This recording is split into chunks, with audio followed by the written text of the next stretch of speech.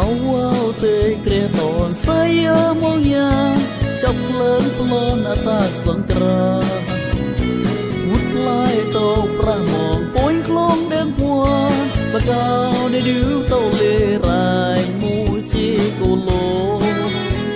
không anh chân cao ye chào lớn như lê mẹ cho mua mong ra cha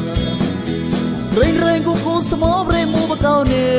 đưa vút vút plai plai chia luôn nhong cùn khano cho bà khôi nè đưa rèn cao mong lê bôi chờ sang kran nam tamo cho tamo cho nhìn lê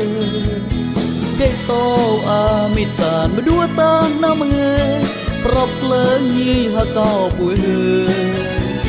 tầm những tầm màu quê cha nhì muốn nấu cây chè bà cao để điếu tàu lê rai mu chi cô lô câu anh chân cao ye chào lớn như lê mèn cho mua mong ra cha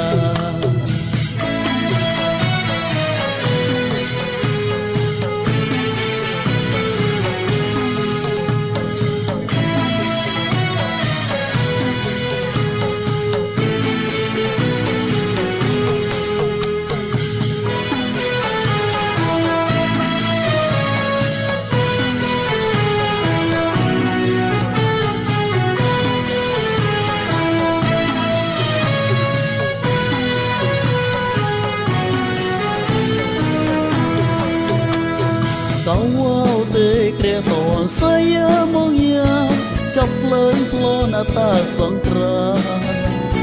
vút plai tàu pra mong poi klong đen hoa bà cao để điếu tàu lê rai mu chi cô lô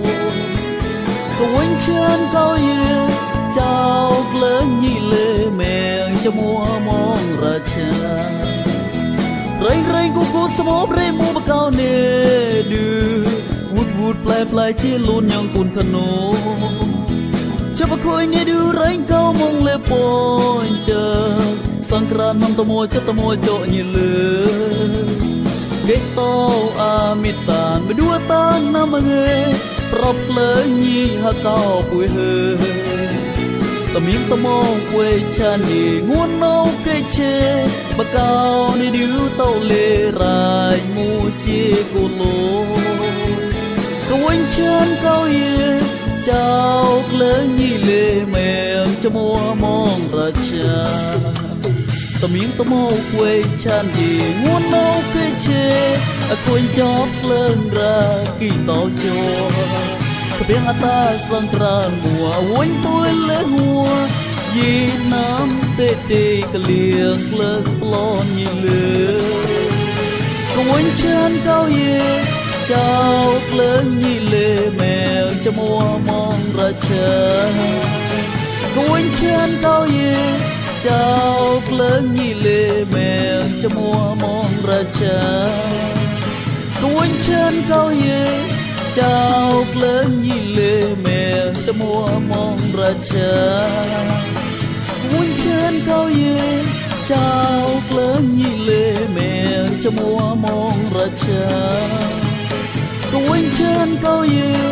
chào lớn như lê mèo cho mua mong ra cha muốn chân cao ye chào lớn như lê mèo cho mua mong ra cha Công anh chân cao ye